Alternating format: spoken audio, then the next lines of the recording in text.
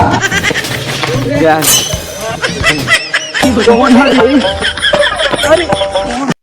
साला केरला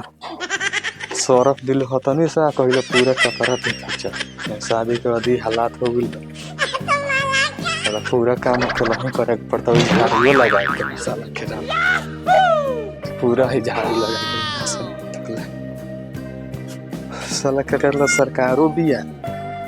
तो रोटेशन के पैसा देती है मरद के साला में करियो नहीं खे देता पैसों नहीं खे देते इसमें सरकार बारिश अब साला पूरा झाड़ू के लगे पूरा पर सरकारों दुख हमन के ना समझते ऐसे तो सरकार साला मरद के दुख नहीं औरत के खाली सब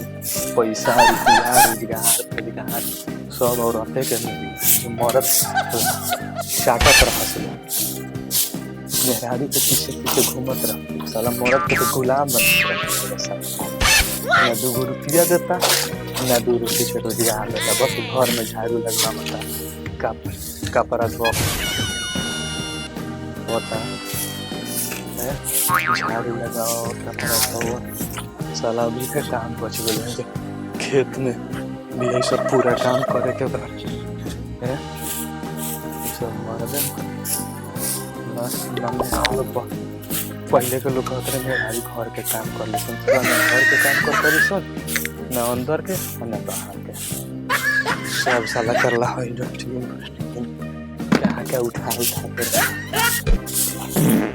साला मरद के तो जिंदगी नरक हो गई सही लोग पहले ऊपर गेला के आदमी नरक हो गेला यहाँ साला यहाँ नरक हो गया देखो ना हम ये उठा के रखे तो कोई रखे उठाला नहीं खाली मेहरारू पेंटिंग में लागल रहता है सब हमन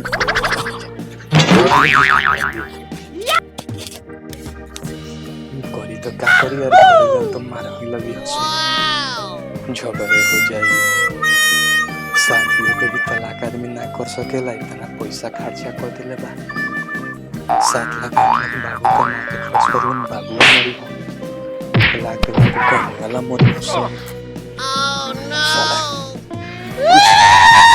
बहुत करी तक